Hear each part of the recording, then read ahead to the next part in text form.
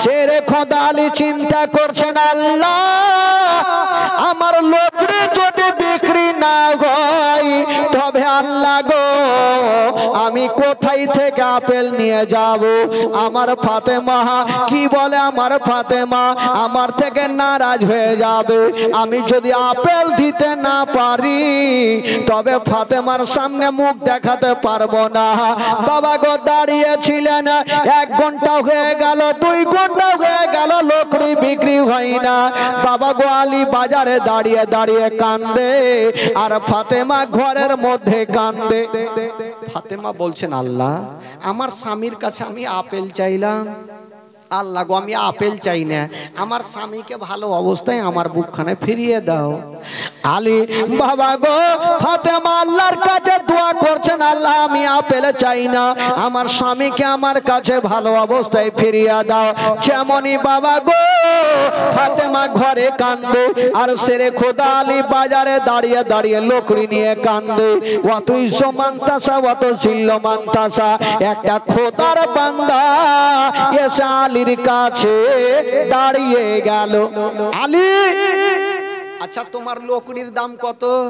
আলী বলছে, ভাইরে দাম আর বলার টাইম নেই, তুমি যা পারো দিয়ে যাও আর লোকড়ি খানা আমার নিয়ে যাও। তো ওই লোকটা কিছু টাকা দিলেন আর আলী ওই টাকা থেকে বাবা গো মাত্র 2টা আপেল নিয়েছে বাবা। আর আপেল নিয়ে খুশি খুশি যাচ্ছে বিবিকে রাজি করার জন্য, যে ফাতেমা যদি আপেল দেখে তবে ফাতেমা অত্যন্ত খুশি হবে। আপেল নিয়ে যাচ্ছেন বাবা, যেমনই যাচ্ছেন বন্ধুরা আলী আমার নবীকে এতই ভালোবেসেছেন, এতই ভালোবেসেছেন, আমার আল্লাহ পাকের কাছে একটা ফারিস্তা আরজ করেছেন, আল্লাহ আলী আজকে বিবিকে খুশি করার জন্য যাচ্ছে, তবে আল্লাহ গো আলীর আমি পরীক্ষা নিয়ে দেখব, দেখি আলী ফেল করে না পাস করে। আমার আল্লাহ বলছেন, ও ফারিস্তা শুনে রাখো, আমার আলী জান প্রাণ থেকে বেশি ইসলামকে ভালোবাসে। আলী কখনো পরীক্ষাতে ফেল হবে না, তুমি চেষ্টা করো। তো আল্লাহর ফারিস্তা বলছেন, আল্লাহ গো একটু পরীক্ষা নিয়েই তো দেখি যে আলী বিবিকে রাজি করছে, কি করে করে একটু দেখি। তো ফারিস্তা ফকির সেজে আলীর সামনে গিয়ে দাঁড়িয়ে গেছে, কিন্তু আলী খুশি খুশি যাচ্ছে বিবিকে রাজি করার জন্য 2টা আপেল নিয়ে। আর ওই আল্লাহর ফারিস্তা ফকির সেজে কিন্তু আলীর সামনে দাঁড়িয়ে গেল। বলছে, আলী আজকে তোমার কাছে এসেছি, আমি একজন সওয়ালি তোমার কাছে সওয়াল করি। আমি 2 দিন থেকে অনাহারে আছি, আমার পেটে দানা নাই, পানি নাই। ও আলী গো তোমার কাছে কিছু থাকলে আমাকে দিয়া দাও। যেমন এই কথা বলা আলী বলছেন, শোনো গো আমার কাছে দেওয়ার মতো কিছুই নাই, আমার কাছে দেওয়ার মতো কিছু নেই। তো ফকির বলছে, আলী কে বললো নাই তোমার কাছে যে 2টা আপেল আছে? আলী চিন্তা করছে, আমার কাছে আপেল আছে, ই জানলে কি করে? ই জানবে না, জেনে শুনেই তো পরীক্ষা নিতে এসছে। বলছে, আলী তোমার কাছে আপেল আছে, দাও। শেরে খোদা আলী চিন্তা করছেন, আমি এই 2টা আপেল আমার বিবির জন্য নিয়ে যাচ্ছি, আমার বিবি ফাতেমাকে রাজি করার জন্য যাচ্ছি, আমি এই ফকিরকে দেব কেমন করে? তবে ফকির বলছে, আলী তোমাকে একটা কথা বলি, তুমি একটা দান করলে আল্লাহ 10টা দিবে, আর 2টা দান করলে আল্লাহ 20টা দিবে। আলীকে যখন এই কথা বলছে, আলী চিন্তা করছে, আমি যতই পাই আমি দান করব না, কারণ ফাতেমাকে কত রকম করে রাজি করিয়েছিলাম, ফাতেমা আপেল চেয়েছে, আর আমি যদি আপেল দিতে না পারি তবে আমি ফাতেমার সামনে মুখ দেখাতে পারবো না। আলী বলছে, শোনো গো আমি দিতে পারবো না। ফকির বলছেন, আলী ঠিক আছে তুমি দিবে না, তবে আমি চললাম। ফকির যেমনই বাবা রাস্তা ছেড়েছে, আলী চিন্তা চিন্তা করছেন আল্লাহ আজকে যদি আমি ফকিরকে ঘুরিয়ে দিই তবে কাল হাসরের মাঠে আমার নবীর সামনে আমি জবাব দিতে পারবো না। যাই হবে হোক না কেন আমি ফকিরকে ঘুরাতে পারবো না। বাবা গো আমার শেরে খোদা আলী বলছেন আমি ফাতেমাকে সান্ত্বনা দিয়ে দেব, ফাতেমাকে বুঝিয়ে দেব, কিন্তু আমি ফকিরকে ঘুরাতে পারবো না। ফাতেমাকে সান্ত্বনা দিয়ে দেব, হাত ধরে ক্ষমা চেয়ে নেব, কিন্তু ফকিরকে যদি ঘুরিয়ে দিই তবে কাল হাসরের মাঠে আমি নবীর সামনে কি জবাব দেব? যদি আমার নবী বলে আলী তোমার দরবারে ফকির এসে তুমি ঘুরিয়ে দিয়েছো, সেদিন আমি জবাব দিতে পারবো না। তো ফকির বারবার বলছে এক দিলে 10টা পাবে আর 2টা দিলে 20টা পাবে। তো আলীর সাথে সাথে 2টা আপেল ওই ফকিরকে দিয়ে দিলেন যে 20টা যখন পাবো তো 2টা দিয়েই দিই, পাবো যখন পাবো দেখা যাবে। এই কথা বলে দিয়া বাবা গো 2টা আপেল দিয়ে দিলেন ফকিরকে। ওই ফকির দোয়া করে চলে গেলেন।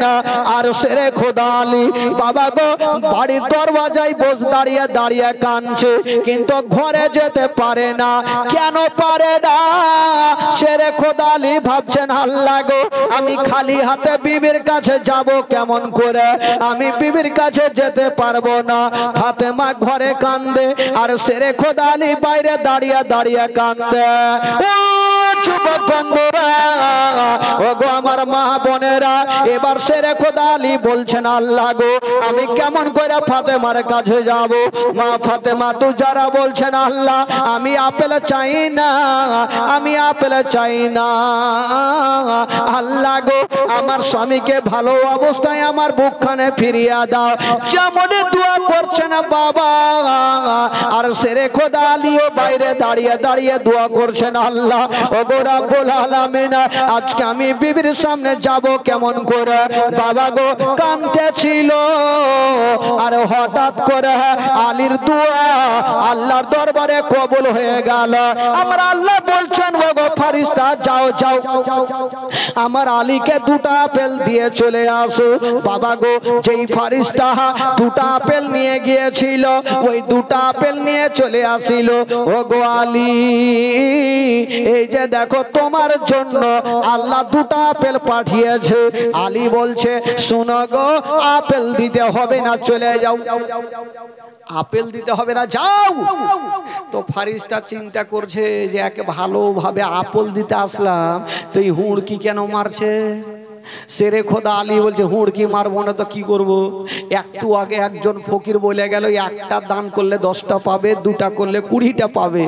আমি তো 2টা দান করেছি তো ঘুরিয়ে 2টা কেনা পাবো? পাইলে 20টা পাবো। 20টা নিয়ে এসো আর না হলে নিয়ে যাও। তো ফেরেশতা গেল আল্লাহ গো আপনি কার কাছে পাঠালেন যে হুড়কি মারছে? আমার আল্লাহ বলছে তোর ভাগ্য ভালো হুড়কি মেরেছে, তোকে মারেনি। যাও এই ফেরেশতা শুনো 20টা আপেল আলীকে দিয়ে আসো। আর একটা কথা শুনে নাও, আমার আলী জান প্রাণ থেকে বেশি নবীর হাদিসকে ভালোবাসে। জোরে বলুন সুবহানাল্লাহ। আমার আলীকে কখনো ফেল করতে পারবে না। বাবা গো শেরে খোদা আলী রাদিয়াল্লাহু তাআলা আনহা ফাতেমাকে কতটা ভালোবেসেছেন মা বাবা। একটা ঘটনা শুনেন ঈমান তাজা হয়ে যাবে ভাই। আসুন একবার জোরে সোরে আগে দুরূদ পাক পড়ুন। আল্লাহুম্মা সাল্লি আলা সাইয়্যিদিনা মাওলানা মুহাম্মদ ওয়া আলা আলি সাইয়্যিদিনা ওয়া আলা আলি সাইয়্যিদিনা মুহাম্মদ। একবার বলুন তো সুবহানাল্লাহ। সুবহানাল্লাহ। একটু আপনারা বলুন না সুবহানাল্লাহ। সুবহানাল্লাহ। মনে হয়েছে যে কটা আছে ওরাও শুইতে গেছে। যে কটা আছে ওইটিও শুইতে যাক, কি আর করব। খালাগে তোমরা এরা কালকে আসিও না, আসলে বাড়ি থেকে একটা করে ফ্যান বেঁধে নিয়ে আসবা, বুঝতেই পারছেন খালা। বেরাদারান ইসলাম বন্ধুগণ বাবাজি আমার ভাইরা আজকে বেশি কষ্ট দিব না, আজকে 11:30টাতে শেষ করব। আমি জানি যে আজকে অসুবিধা হচ্ছে আর আজকে প্রথম রাত্রি। তবে শেরে খোদা আলী রাদিয়াল্লাহু তাআলা আনহু ফাতেমাকে কতটা ভালোবেসেছেন, আর মা ফাতেমাতুজ জাহরাও স্বামীকে ভালোবেসেছেন। তবে দোনো ছেলে ইমাম হাসান হুসাইন বড় হতে লাগলো, কথা বলতে লাগলো, হাঁটা চলা করতে লাগলো। দোনো ছেলেকে আমার নবী পাক কত ভালোবেসেছেন। আমার নবী বলেছেন, আমার নাতিরা হলো আমার কলেজার টুকরা, আমি জান থেকে বেশি ভালোবাসি। তবে শুনো, আমার নবী বলেছেন, যারা আমার আহলিয়াদেরকে ভালোবেসে নিল, আমি নবী তাদের প্রতি খুশি হয়ে গেলাম, আর নবী যদি খুশি হয় আমার আল্লাহ তাআলা খুশি হয়ে গেল। বাবা গো, একটা মারাত্মক ঘটনা একটু আপনাদেরকে বলে দিই বেরাদার, একটু চোখের পানি ফেলতে হবে। মা একটু শুনেন, মা যে কটা আছেন একটু মন দিয়ে শুনেন। এই যে আমরা কদিন আগে আমাদের ঈদ গেল, রোজার ঈদ, আর কুরবানির ঈদ তো চলে আসছে সামনে। তবে রোজার ঈদের যখন থেকে আমাদের রমজান মাস চালু হয়, 15টা রোজা যেতে না যেতে সবাই নতুন নতুন জামা তৈরি করে নেয়, করে কি করে না ভাই? কেউ এমন লোক আছে যে রোজার 2 মাস আগেও তৈরি করলে। কিন্তু বাবা গো, ইমাম হাসান হুসাইন একদিন বাড়িতে বসে আছেন, আর মা ফাতেমাতুজ জাহরা জায়নামাজ বিছিয়েছেন নামাজ পড়ার জন্য। যেমনই জায়নামাজ বিছিয়েছেন, দোনো ছেলে গিয়ে, ছোট্ট ছোট্ট ছেলে, 5-6 বছরের ছেলে, জায়নামাজের উপরে বসে গেলেন। ফাতেমা বলছেন, বেটা, এই জায়নামাজ খেলার জন্য না, এটা তোমাদের ঠাট্টা করার জায়গা না। দোনো ছেলে উচ্চ স্বরে বলছেন, মা আমরাও জানি মা, এটা খেলার জন্য না, মা গো এটা হচ্ছে নামাজ পড়ার জন্য, এটা হচ্ছে ইবাদত করার জায়গা। হারে বেটা, তোরা বসলি কেন তাহলে? দোনো ছেলে বলছেন, মা গো আজকে আমরা এই জায়নামাজ বসেছি একটা কারণ আছে মা, কারণ যদি না থাকতো মা তবে আমরা জায়নামাজে বসতাম না। মা ফাতেমা বলছেন, বেটা রে, ওরে লাডলা দুলারা, আচ্ছা বলো রে বেটা, কারণটা কি আছে একবার বলো। মা গো এই ঘটনা যখন বইয়ে পড়েছিলাম মা, চোখের পানি ধরে রাখতে পারিনি মা, ঝরঝর করে কেঁদেছিলাম। শুনেন মা গো, ঘটনা ইমান তাজা হয়ে যাবে। দোনো ছেলেকে মা জিজ্ঞাসা করছেন, বেটা রে আচ্ছা বলো বেটা, কেন তোমরা জায়নামাজে বসেছো রে বেটা? দোনো ছেলে বলছেন, মা গো ও গো জননী মা, তুমি কি জানো না মা কালকে কোন দিন আছে মা? কালকে কোন দিন আছে মা? ফাতেমা বলছে, বেটা রে কালকে ঈদের দিন রে বেটা, খুশির দিন। দোনো ছেলে বলছেন, মা গো কালকে যখন খুশির দিন মা, তবে আমাদের নতুন জামা কোথায় মা? মা গো অন্য অন্য ছেলেরা নতুন নতুন জামা পরে ফেলেছে মা, আর আমরা নবীর নাতি হয়ে আমরা কি নতুন পোশাক পাবো না মা?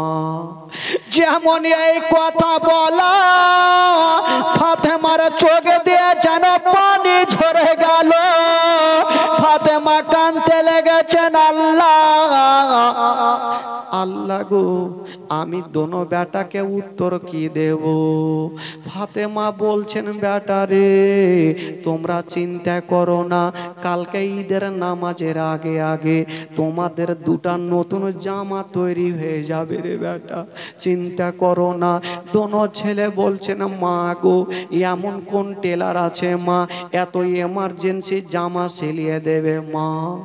মা গো ওই যে দেখো মা, অন্য ছোট ছোট ছেলেরা নতুন নতুন জামা পরে মা কত খেলাধুলা করছে মা, আর আমরা নবীর নাতি হইয়া আমরা কি নতুন পোশাক পাবো না? যেমন এই কথা বলা ফাতেমার চোখ দিয়ে পানি থামলো না।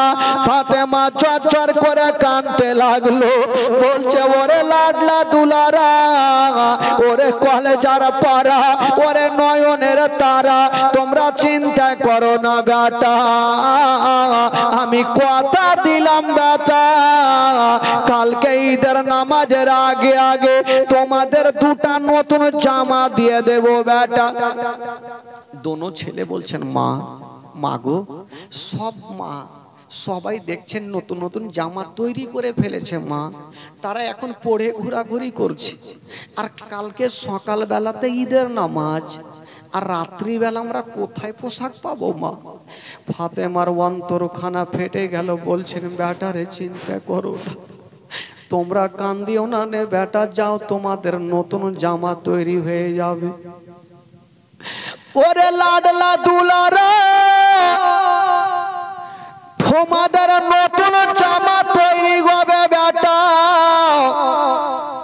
দোনো ছেলে মাকে বিশ্বাস করে বাবা গো জঙ্গলের দিকে যাচ্ছেন, আর বলছেন মা গো, মা গো, মা, কালকে ঈদের নামাজের আগে আগে আমরা চলে আসবো মা, আমরা নতুন জামা পরবো মা। ফাতেমা বলছে বেটা রে, ওরে লাডলা দুলারা, তোমরা চিন্তা করো না বেটা, আমি কথা দিলাম রে বেটা, তোমাদের নতুন পোশাক তৈরি হয়ে যাবে রে বেটা। হাই রে দোনো ছেলে মার কাছে বাবা গো কথা বললেন, মা তুমি চিন্তা করো না মা, কালকে ঈদের নামাজের আগে আগে আমরা আসবো মা, আর আমরা নতুন পোশাক নেব। এই কথা বলে দিয়া দোনো বেটা জঙ্গলের দিকে চলে গেছেন। বাবা যেমনই যেতে নেই, হাইরে নবী নন্দিনী ফাতেমা কাঁদতে কাঁদতে সাজদাতে পড়ে গেলেন। সাজদাতে পড়ে গিয়ে ফাতেমা কাঁদছেন, বাবা আজকাল আমার মা বোনেরা যখন নামাজ পড়ে তবে দেখবেন বাবা গো, 5 ওয়াক্ত নামাজ যদি একই সঙ্গে পড়তে দেওয়া হয় তবে দেখবেন আধা ঘন্টার মধ্যে শেষ করে দেবে। কিন্তু ফাতেমা কেমন ছিল, সন্ধ্যার সমাতে সাজদাতে পড়তেন বাবা, সারা রাত পার হয়ে যেত, একটা সাজদা খতম হইতো না। ফাতেমা সন্ধ্যার সমাতে সাজদাতে পড়তেন, সারা রাত পার হয়ে যেত, একটা সাজদা খতম হইতো না। কেমন নামাজ পড়তেন? আমরা যদি নামাজ পড়ি তবে 10 রাকাত নামাজ মোটামুটি 10 মিনিটের মধ্যে শেষ হয়ে যায়, হয় না ভাই?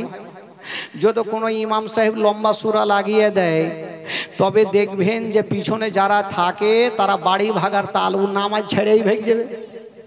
কিন্তু কেমন আছেন ফাতেমা তু জাহরা, সন্ধ্যাতে সাজদাতে পড়তেন তো সকাল হয়ে যেত, একটা সাজদা খতম হইতো না। ওই ফাতেমার দোয়া আল্লাহর দরবারে কবুল হবে না?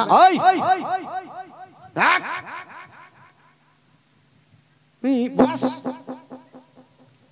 আইসক্রিম নিয়ে পড়ছিস তোরা? তো ফাতেমা তু জাহরা দোয়া আল্লাহর দরবারে কবুল হবে না বাবা গো, কারেন্টের মতন কবুল হয়েছিল বাবা গো। যখন কবুল হইলো, কি করে কবুল হয়েছিল মারাত্মক ঘটনা, চোখের পানি ফেলতে হবে। চলুন তো ভাই একটু মদিনা থেকে ঘুরে আসি, যে কটা ভাই আছেন একটু আমার সাথে সাথে গোটা মাজমা পড়ুন তো ভাই। আর যারা ওই যে মাটির ওপরে বৈশা আছে তারাকে বলবো রে ভাই রে, ওইখানে না থেকে হয় তোমরা মেলা যাও, আর না হলে এখানে আসো। আমি জানি হ্যাঁকড়া জীবনে সোজা হইবে না, হ্যাঁকড়া তো হ্যাঁকড়াই থাকবে। হ্যাঁ ভলেন্টিয়ার আছে তো কি হলো, ওরা কি এখানে আসতে হবে? আরে ভাই ভলেন্টিয়ার আই তো, সুবহানাল্লাহ মাশাআল্লাহ। আমার সাথে একটু মদিনা চলুন, একটু আমার সাথে পড়ুন তো। আমার ভালো লাগে না আমি যাব মদিনা, আমার ভালো লাগে না আমি যাব মদিনা। সবটি শুইতে গেছে রে। হাই রে নিন, কই বছর থেকে নিন পারেনি। চল আজকে ফাঁক পেয়েছি, গদ্দি বিছেন, হ্যাঁ প্যান্ডেলের নিচে ফুল ফাল সাজা আছে, চল সুত কি সুত। এই তো অবস্থা ভাই। একটু পড়ুন, মন খুলে বলুন, আমার ভালো লাগে না আমি যাব মদিনা, আমার ভালো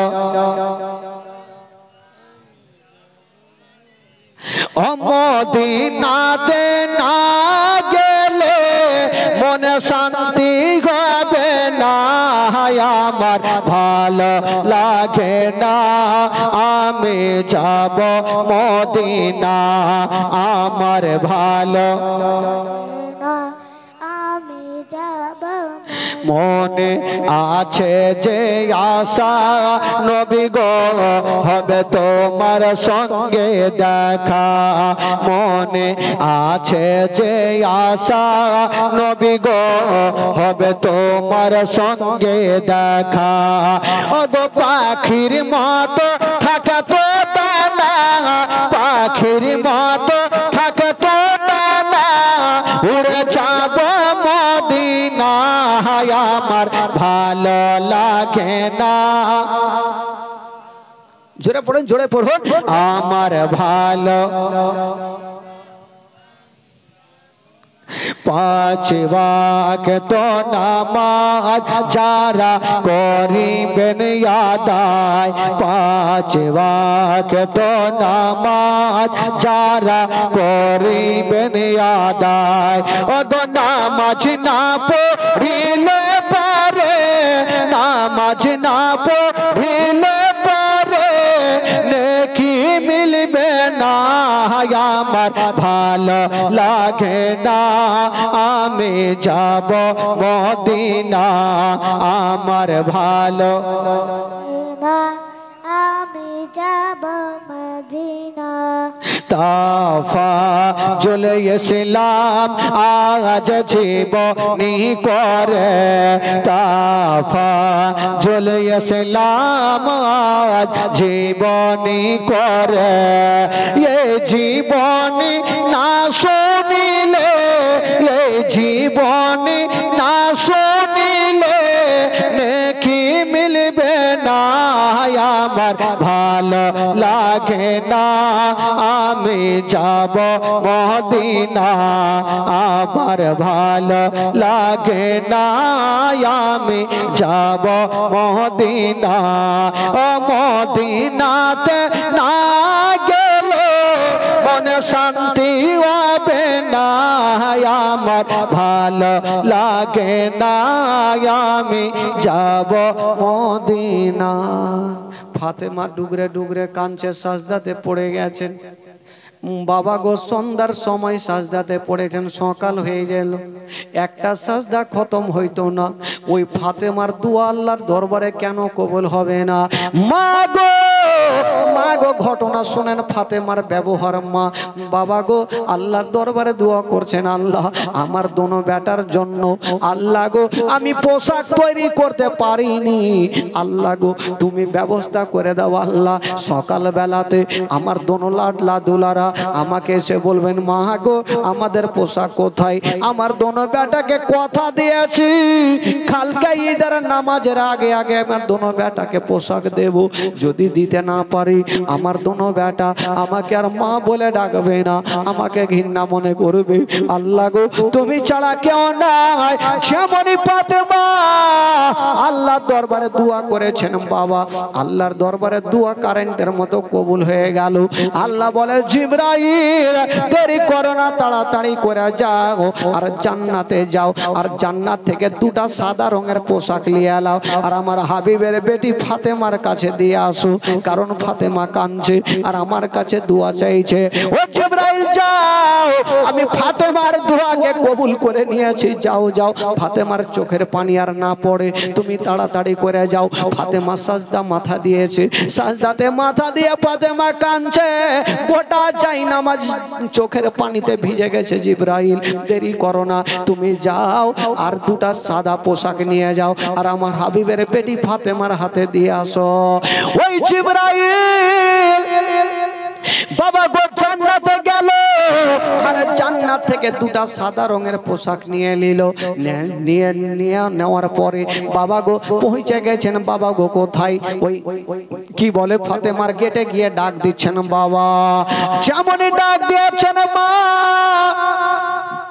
ফাতেমা ডান দিকে সালাম ফিরায়া, বাম দিকে সালাম ফিরায়া যেমনই বলছেন কে আছো গো, ফাতেমার চোখের পানি মুছে দিয়ে বলছেন কে আছো গো? বলছেন ফাতেমা দরজা খুলো, ফাতেমা দরজা খুলো।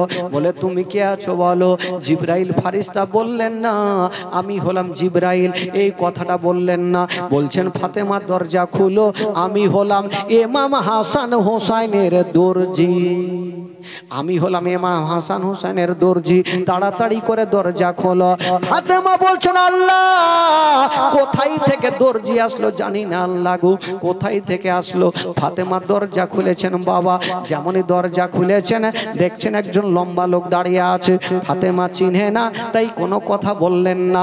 হাতে পুটলি দেখে বলছেন ফাতেমা এই যে পুটলি খানা নিয়ে নাও। ফাতেমা পুটলি খানা নিয়ে বাবা গো চলে গেছেন ঘরের মধ্যে, গেটটা লাগিয়ে দিয়েছেন।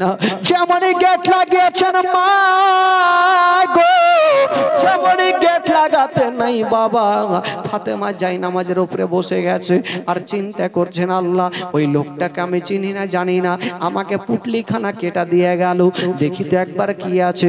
যেমনই ফাতেমা বিসমিল্লাহ বলে পুটলিখানা খুলেছেন বাবা, পুটলির মধ্যে অন্য কিছু নয়, ওই পুটলির মধ্যে দুটা জান্নাতি পোশাক রয়েছে।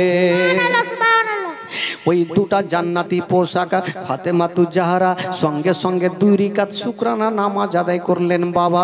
এবার পোশাকটা রেখে দিয়েছেন। সকাল হয়ে গেল। যেমনই সকাল হইল গো আমার নবী বলছেন আল্লাহ গো জানি না ফাতেমা দোনো নাতের জন্য কোন নতুন পোশাক তৈরি করেছে কিনা, একবার যাই দেখে। ওই নবী চলে আসলেন। বেটি ওরে বেটি ফাতেমা, আচ্ছা বলো রে মা বলো তোমার দোনো ছেলের জন্য তুমি কি কোন পোশাক কিনেছো রে মা? ফাতেমা বলছেন আব্বা গো কিনবো কেমন করে, ওই যে দেখেন চেয়ারের উপরে রাখা আছে, আপনি একবার দেখলেন। আমার নবী পোশাকগুলা দেখছেন আর বলছেন বেটি রে এটা তো সাধারণ পোশাক নয় রে মা, এটা হইল জান্নাতি পোশাক। তবে বেটির একটা কথা বলো ওই পোশাক তুমি কোথায় পেয়েছো রে মা? ফাতেমা বলছেন আব্বা গো একটা লোক আমাকে দিয়ে গেছে। আমার নবী বলছেন বেটি রে যেই লোকটা তোমাকে পোশাক দিয়ে গেছে মা তাকে কি তুমি চিনতে পেরেছো? ফাতেমা বলছেন আব্বা আমি তাকে চিনি না। বলছে বেটি রে আমি যেমন সমস্ত নবীদের সরদার, যেই লোকটা তোমাকে পোশাক দিয়ে গেছে রে মা ওই লোকটা হলো সমস্ত ফারিস্তাদের সরদার। আমি যেমন সমস্ত নবীদের কমান্ডার, যেই লোকটা তোমাকে পোশাক দিয়ে গেছে মা সেই লোকটা হলো সমস্ত ফারিস্তাদের কমান্ডার, তার নাম হলো জিবরাইল। এই কথা বলে দিয়া ফাতেমা বলছেন আব্বা গো আমি সেটা বুঝলাম আব্বা, একটু দাঁড়িয়ে যান আপনার দোনো নাতি চলে আসবে। কিছুক্ষণ পরে ইমাম হাসান হোসেন কান চলে আসিল। মা গো একবার বলো মা তুমি কথা দিয়েছো মা আজকে ঈদের নামাজের আগে আগে আমাদের নতুন পোশাক পেয়ে যাবো মা, কোথায় পোশাক আছে? ফাতেমা বলছে বেটা রে ওই যে দেখো বেটা চেয়ারের উপরে পোশাক রাখা আছে রে বেটা। দুনো বেটা খুশি হয়ে গেল। আমার নবী বলছেন আল্লাহ গো পোশাক দুটা পড়াবো, আমি নিজের হাতে পড়াবো। আমার নবী যেমনই পোশাক গুলো বাবা গো পড়াতে যাবে আমার আল্লাহর অর্ডার হয়ে গেল। আল্লাহ বলে জিবরাইল দেরি করো না, তাড়াতাড়ি করে যাও। আল্লাহ গো কোথায় যাব? বলে আমার নবীকে জানিয়ে দাও এখনই ইমাম হাসান হোসেনকে পোশাকটা পড়াবে। আমার নবীকে জানিয়ে দাও, আগে জিজ্ঞেস করবে তারা কোনটা রং নেবে, যদি রং আলাদা নেই আমার নবীকে বলবে একটু পানি ছিটা মেরে দেবে, আল্লাহ তাআলা সেই রংটাকে পরিবর্তন করে দেবে। বাবা গো সাথে সাথে জিবরিল আমিন ফারিস্তা এসে আমার নবীকে সালাম জানিয়ে দিলেন। বলছেন ইয়া রাসূলুল্লাহ আপনার নাতিরাকে পোশাক পরানোর আগে আগে আপনি জিজ্ঞাসা করুন তারা কোনটা রং নেবে। আমার নবী বলে নাতিকে ডাকছেন ও নাতি রে আচ্ছা বলো তুমি কোন রংটা পছন্দ করো? তবে একটা কথাই মাথায় রাখেন বাবা গো, সেই দিন হচ্ছে ঈদের দিন মা, এমন কোন মা নেই ঈদের দিন খুশি পালন করে না মা গো। ঈদের দিন হলো আমাদের খুশির দিন। আমাদের জীবনের যত মা গো, একটা মাস আমরা রমজান মাস রোজা রাখি, কিন্তু ঈদুল ফিতরের দিন যখন চলে আসে মা, তখন দেখবেন যারা রোজাও রাখেনি তারা কেউ দেখবেন যেন বাবার নতুন জামা পরে হেলাই বাবা গো। মা সন্তানদের সুন্দর সুন্দর জামা পরিয়ে দেয়, সুন্দর করে গোসল বানিয়ে দেয়, চোখে সুরমা লাগিয়ে দেয়, মা খো কত সুন্দর করে আনন্দ করে। কিন্তু যেদিন আমার নবী দোনো নাতিকে পোশাকটা পরাবে মা, ঈদের দিন ছিল রে মা, ডাক দিচ্ছেন বড় নাতিকে, আচ্ছা বলো বলো তুমি আমার কাছে আসো। বড় নাতি পোশাক পাবো বলে খুশি খুশি নানার কাছে পৌঁছে গেল। নানা গো, নানা গো কি হয়েছে নানা? বলছে নাতি রে, আচ্ছা বলো, দেখছো নাতি এইখানে দুটা সাদা রং রাখা আছে, তুমি দিল থেকে বলো, মন থেকে বলো তুমি কোন রংটা পছন্দ করো? বাবা গো দেখবেন আজকাল যুগে সাদা বেশিরভাগ পছন্দ করে না, অন্য কালার খুঁজে। কিন্তু বেরাদার মা গো, আমার নবী বড় নাতিকে বলছে বলো তুমি কোন রংটা পছন্দ করো? ইমাম হাসান বাবা গো একটু চোখটাকে বন্ধ করে নিয়ে আর চোখটাকে খুলে দিয়ে বলছে নানা গো আমি কালো নেব না, হলুদ নেব না, লাল নেব না, নানা গো আমি সব চাইতে সবুজ রংটা পছন্দ করি। আমার নবী কি করলেন বাবা গো, একটু পানি নিয়েছেন আর ওই কি বলে সাদা জামাতে ছিটিয়ে দিয়েছেন বাবা। আমার আল্লাহ তাআলা ওই সাদা জামার রং পরিবর্তন করে দিয়া বাবা সবুজ হয়ে গেল। ইমাম হাসানকে পরিয়ে দিয়েছেন বাবা। যেমন ইমাম হাসান ওই সবুজ রংটা পড়েছেন মা গো, ইমাম হাসান খুশি খুশি চলে গেছেন জঙ্গলের দিকে খেলাধুলা করে। কিন্তু বেরাদার আমার নবী ডাকছেন ছোট্ট নাতি হোসাইনকে, ওরে আমার হোসাইন বলো তুমি কোন রংটা পছন্দ করো? ইমাম হোসাইন চোখটাকে বন্ধ করে চোখটাকে খুলে দিয়ে বলছে নানা গো আমি কালো নেব না, সবুজ নেব না, হলুদ নেব না, সাদা নেব না, নানা গো আমি সব চাইতে লাল রংটা পছন্দ করি। আমার নবী দেরি করলেন না বাবা গো, একটু পানি ছিটা মারলেন, সঙ্গে সঙ্গে লাল হয়ে গেল। ইমাম হোসাইনকে পরিয়ে দিল। দোনো নাতি বাবা গো নতুন পোশাক পরে কতটা আনন্দ হয়েছে, কতটা খুশি হয়েছে, এক অপরের হাত ধরে কাঁদছে। ফাতেমা একদিকে দাঁড়িয়ে আছেন, আমার নবী একদিকে দাঁড়িয়ে আছেন। তবে বাবা গো চিন্তা করেন, আমার নবীর নিজের হাতে পোশাক পরিয়েছেন দোনো নাতিকে। তবে নানারা সব চাইতে নাতিকে ভালোবাসে। এই যুগে দেখবেন মা গো সব চাইতে নানা নাতিকে বেশি ভালোবাসে। বাবা গো আমার নবী এত ভালোবেসেছেন বাবা গো, পোশাক পরেছে দোনো নাতি দেখছেন। আর কিন্তু বেরাদার ঈদের দিনে খুশি হওয়ার দরকার ছিল, আমার নবী খুশি হলেন না, চোখ দিয়ে যেন ঝরঝর করে পানি ঝরে গেল। আমার নবীর চোখ দিয়ে ঝরঝর করে পানি ঝরে গেল, কানতে লাগলো, ঝরঝর করে কানছে। নবী নন্দিনী ফাতেমা বাপের হাত ধরে বলছেন আব্বা গো আজকে ঈদের দিন আব্বা আপনি কানছেন কেন? আব্বা কেন আপনার চোখে পানি? আব্বা বলছে বেটি রে আজকে ঈদের দিন মা আমি খুশি হইতাম মা, কিন্তু কেন কাঁদলাম রে মা? এই কথাটা যদি তোমাকে বলে দিই মা, তোমার পা থেকে জমিন সরে যাবে মা, দিল থামতে পারবে না। ফাতেমা বলছেন আব্বা গো একটু বলুন আপনি কাঁদছেন কেন?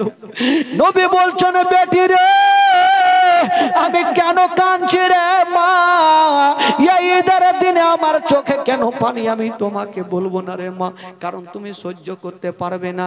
ফাতেমা বাপের চোখের পানি মুছে দিচ্ছেন আর বলছেন আব্বা গো একটু বলে দিন আপনি কাঁদছেন কেন? আমার নবী তখন বলছেন বেটি রে যখন তুমি শুনবে রে মা তবে শুনে নাও, তবে একটা কথা মনে রাখিও রে মা, তুমি কান্দিও না মা, আমি তোমাকে ঘটনাটা শুনেছি, তুমি চোখের পানি ফেলিও না রে মা। বলছেন আব্বা গো বলুন।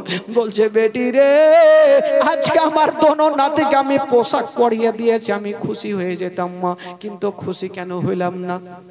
ওরে বেটি রে, ওই যে দেখছো আমার বড় নাতি আজকে সবুজ রংটা পছন্দ করেছে, কতটা আনন্দ করছে রে মা। কিন্তু তুমি কি জানো রে মা, এমন একটা সময় আসবে রে মা যে দুশ্মনেরা আমার বড় নাতিকে বিষ পান করিয়ে দিবে রে মা। যখন বিষ পান করাবে আমার বড় নাতি ছটপট ছটপট করবে, ছটপট ছটপট করে আমার বড় নাতির সমস্ত চেহারা সবুজ হয়ে যাবে, দুনিয়া থেকে বিদায় নেবে। এই জন্য আমার বড় নাতি সবুজ রংটা পছন্দ করে নিয়েছে রে মা। ওরে বেটি ফাতেমা, আজকে আমার ছোট্ট নাতি লাল রংটা পছন্দ করেছে। এমন একটা সময় আসবে রে মা, কারবালার প্রান্তরে যখন যুদ্ধ চলবে রে মা, তখন ওই দুশ্মনেরা চতুর্দিক থেকে তীর চালাবে মা, ৭২ খানা তীর আসবে রে মা, আমার ছোট্ট নাতি হোসেনের সিনাতে লাগবে। সেদিন আমার হোসেন কারবালার প্রান্তরে শহীদ হয়ে যাবে রে মা। এই জন্য যখন শহীদ হবে মা, গোটা কারবালা রক্ততে রঙে যাবে রে মা। এই জন্য আমার ছোট্ট নাতি হোসেন লাল রংটা পছন্দ করেছে। ওরে বেটি ফাতেমা, এই যে আমাকে জিবরাইল কানে কানে বলে গেল আর একটু মাটি রেখে গেল, আমার নবী বলছে সালমা রে, ওরে সালমা এই মাটিখানা তুমি শীষের ভিতরে রেখে দাও। তবে সালমা একটা কথা মনে রাখিও, যেদিন দেখবে এই মাটিখানা রক্ত হয়ে গেছে, জানবে আমার হোসেন কারবালার প্রান্তরে শহীদ হয়ে গেছে। এই কথা বলতে নেই, ফাতেমা ডুগরে ডুগরে কানতে লাগলো। আল্লাহ গো, আমার বেটাদের এত বড় পরীক্ষা হবে গো আল্লাহ, আমার বেটাদের এত বড় পরীক্ষা হবে গো আল্লাহ। আমার বড় বেটাকে বিষ পান করাবে, বিষের জ্বালাতে সমস্ত চেহারা সবুজ হয়ে যাবে। আমার বড় বেটা কত কাঁদবে। আমি মা যদি থাকতাম আমার বড় বেটাকে বুকখানে জড়িয়ে ধরে সান্ত্বনা দিতাম। বাবা গো, যেই দিন কারবালার প্রান্তরে যুদ্ধ চলবে, আমার বেটা হোসাইনের সিনাতে যখন ছোরা চালাবে, মাথায় একদিকে যাবে, বডি একদিকে যাবে, আমি যদি মা থাকতাম আমার বেটাকে বুকখানে জড়িয়ে ধরে সান্ত্বনা দিতাম। বাবা গো, নবী বলছেন বেটি রে, কপালে যেটা লেখা আছে সেটা হবে মা। তবে মা রে, এখন যদি আমি আল্লাহর কাছে দোয়া করে দিই রে মা, তবে আমার দোনো নাতির কোনো কষ্ট হবে না। কিন্তু নবী পাক জানে আমি দুনিয়া থেকে যাওয়ার পরে ইসলামের খুঁটিকে আমার দোনো নাতি শক্ত করে ধরে থাকবে। এই জন্য বাবা গো, দোনো নাতিকে মা ফাতেমাকে বলছেন বেটি রে, তোমার ছেলেদের জন্য দোয়া করো রে মা, যেন তোমার দোনো বেটা যুদ্ধের ময়দানে কামিয়াব হতে পারে। ফাতেমা কাঁদছে বাবা গো, আর যেন দোনো লাডলা দুলারাকে কাছে ডাকলেন আর গালে মুখে চুমা খাচ্ছেন। বাবা দোনো ছেলে বলছেন মা গো, ঈদের দিন মা আমরা নানার সঙ্গে যাব মা ঈদগাহার ময়দানে মা। এই জন্য তো কবি লিখেছেন বাবা, দুই কাঁধেতে চেপে আছেন আমার হাসান হোসেন, ধীরে ধীরে চলেন নবী ঈদগাহার ময়দান, ও ধীরে ধীরে চলেন নবী ঈদগাহার ময়দান। কাল সকালে ঈদের নামাজ পড়বো মা জননী, এখন কি নতুন পোশাক কিনা মোদের হয়নি। কাল সকালে ঈদের নামাজ পড়বো মা জননী, এখন কি নতুন পোশাক কিনা মোদের হয়নি, কিনা মোদের হয়নি। জান্নাত রানী মা ফাতেমা, জান্নাত রানী মা ফাতেমা করোনা বয়ান, ধীরে ধীরে চলেন নবী ঈদগাহার ময়দান, ও ধীরে ধীরে চলেন নবী ঈদগাহার ময়দান। দুই কাঁধেতে চেপে আছেন আমার হাসান হোসেন, ধীরে ধীরে চলেন নবী ঈদগাহার ময়দান। ও পিতা আমার শেরে খোদা, মাতা জান্নাত রানী, আরে নানা আমার কমলে वाला मक्कियो मदाने, मक्कियो मदाने। पिता अमर शेरे कोटा, माता जन्नत रानी। আর নারে আমার কমলে वाला मक्कियो मदानी मक्कियो मदानी मक्कियो मदानी लौटते पारे निशाना लौटते पारे निशाना ए जिदो मरवान धीरे धीरे चले नबी ईदगाहर मैदान ओ धीरे धीरे चले नबी ईदगाहर मैदान दुई कांधेते চেপে আছেন আমার হাসান হোসেন ধীরে ধীরে চলেন নবী ঈদগাহর ময়দান ও ফোরাত নদী বন্ধ করে মিটবে কি মনের আশা আর 3 দিন কেন 7 দিন রইব রে পিপাসা ফোরাত নদী বন্ধ করে মিটবে কি মনের আশা 3 দিন কেন 7 দিন রইব রে পিপাসা রইব রে পিপাসা রইব রে পিপাসা কারবালাতে শহীদ হয়ে কারবালাতে শহীদ হয়ে বাঁচাবো ঈমান ধীরে ধীরে চলেন নবী ঈদগাহর ময়দান ও ধীরে ধীরে চলেন নবী ঈদগাহর ময়দান দুই কাঁধেতে চেপে আছেন আমার হাসান হোসেন ধীরে ধীরে চলেন নবী ঈদগাহর ময়দান ও ধীরে ধীরে চলেন নবী ঈদগাহর ময়দান জোরে বলুন সুবহানাল্লাহ আরে জোরে বলুন সুবহানাল্লাহ শেষ করে দিই ভাই আজকে তো লোকজন নাই বুঝতে পারছেন আজকে বলে আর লাভ হবে না কালকে আশা করি যে যদি আবহাওয়া একটু ঠান্ডা হয় তাহলে হবে আর না হলে এরকম লিয়ে ফ্যান লিয়ে বসে থাকতে হবে বুঝে গেছে ভাই আবহাওয়া খুব খারাপ আর মা বোনদেরকে বলবো মা গো কি কহবো খালা কিছু বলতেও পারছি না জীবনী ভাবছি মন ভরে শোনাবো কিন্তু স্কোপ হচ্ছে না ভাই তবে বেরাদার বন্ধুগণ বাবাজি ইমাম হাসান হোসেনের জীবনী এতগুলো কষ্ট আছে যেই ঘটনাগুলো সামনে আসছে এমন কোন লোক নেই যে চোখের পানি ধরে রাখতে পারবে কারণ বিশাল মারাত্মক মারাত্মক ঘটনা আছে মা আর আপনারা শুনেননি সেই ঘটনাগুলো মন ভরে শুনবেন তবে মাগো একটু কালকে তাড়াতাড়ি আসবেন যেহেতু কালকে দ্বিতীয় নাইট আজকে হয়তো অনেক মা বোনেরা আমার আসেনি একটু কালকে তাড়াতাড়ি আসার চেষ্টা করবেন তাহলে তাড়াতাড়ি উঠবো আর তাড়াতাড়ি শেষ করব ভাই বাবাজি আমার মা বোনদেরকে বলবো যে আপনারা একটু তাড়াতাড়ি আসার চেষ্টা করবেন তবে বেরাদার বন্ধুগণ মা বোনেরা আমার জীবনী রাখলাম ইমাম হোসাইন ইমামে হাসান ইমামে হোসাইন রাদিয়াল্লাহু তাআলা আনহু বাবা গো নতুন নতুন জামা পরে ঈদগাহর ময়দানে যাওয়ার জন্য রেডি হচ্ছেন বাবা বাবা গো বেরাদার বন্ধুরা যাওয়ার জন্য রেডি হচ্ছেন কিন্তু বেরাদার শুনুন দোনো নাতিকে যখন আমার নবী নিয়ে যাচ্ছেন তো জিজ্ঞাসা করছেন অন্য আমার ইমাম হাসান হোসেন দূরে দেখছেন যে অন্য অন্য ছেলেরা কেউ ঘোড়াতে চেপে যাচ্ছে কেউ উটে চেপে যাচ্ছে তো দোনো ছেলে জিজ্ঞাসা করছেন আমার নবীকে নানা নানা গো অন্য অন্য ছেলেরা দেখেন তো উটের উপরে চেপে চেপে যাচ্ছে নানা নানা আমাদের উট কোথায় আমার নবী বলেছিলেন ও নাতিরা তোমাদের জন্য উটের কোনো প্রয়োজন নাই এ নাতিরা শুনো সাওয়ারি আমি তোমাদের জন্য সাওয়ারি হয়ে গেলাম আমার নবী মুস্তাফা যেই মতো রুকু সিজদাতে যায় সে মতো একটু হুম্ম হয়ে গেলেন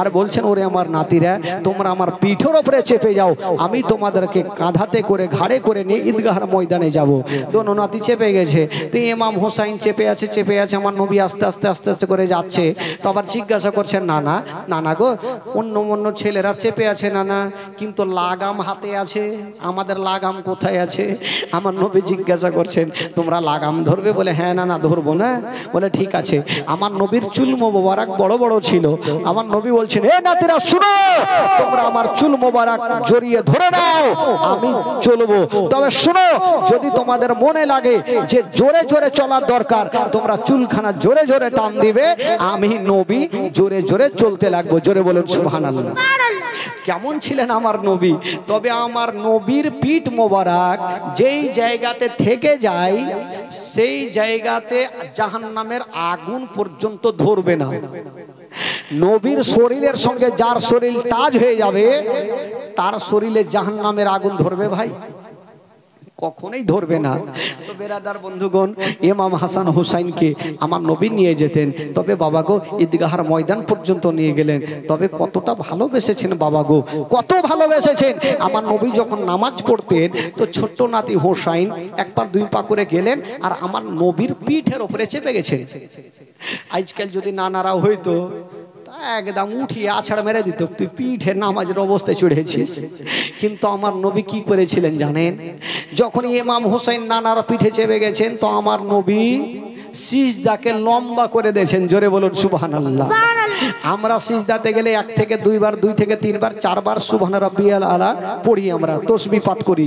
কিন্তু আমার নবী পাক একবার না, ইমাম হুসাইন যখন পিঠে চেপেছিলেন আমার নবী 72 বার তাসবিহ পড়েছিলেন। জোরে বলুন সুবহানাল্লাহ।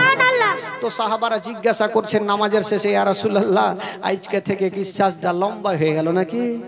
কাল থেকে আমাদের লম্বা পড়তে হবে? বলেন না, এই অবস্থায় পড়তে হবে। তবে শুনো, সাহাবাদেরকে শিক্ষা দিয়ে গেলেন আমার নবী যে শুনো, এই যে আমার ছোট্ট নাতি আমার পিঠে চেপেছিল বলে আমার নাতিকে আমি এতটা ভালোবাসি, আমার নাতির জন্য আমি সিজদাকে লম্বা করে দিয়েছি।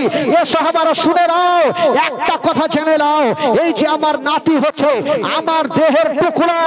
যারা আমার নাতিকে ভালোবেসে নিল তারা আমাকে ভালোবাসলো, আর যারা আমাকে ভালোবাসলো তারা স্বয়ং আল্লাহকে ভালোবাসলো। জোরে বলুন সুবহানাল্লাহ। তো কতটা ভালোবেসেছেন বাবা। বন্ধুগণ বেরাদার, বলার খুবই ইচ্ছা করছে কিন্তু লোক নেই বলে আর ইচ্ছা জাগে না। লোক থাকতো তো একটু বলতে সুবিধা হইতো, লোক নাই বলে বলার মনটাও ভেঙে যাচ্ছে। আমি জানি এই জায়গাতে আমি তো জীবনী করেছি, লোকের ঠেলা ঠেলি হয়ে গেছে। কিন্তু আজকে লোক জীবনী কত আর শুনবে, কত আর ভালোবাসবে। শুনে শুনে শব্দ মুখস্থ হয়ে গেছে, কে কত আর শুনবে। বক্তাকে ডাকতে হয়, ডাকছে,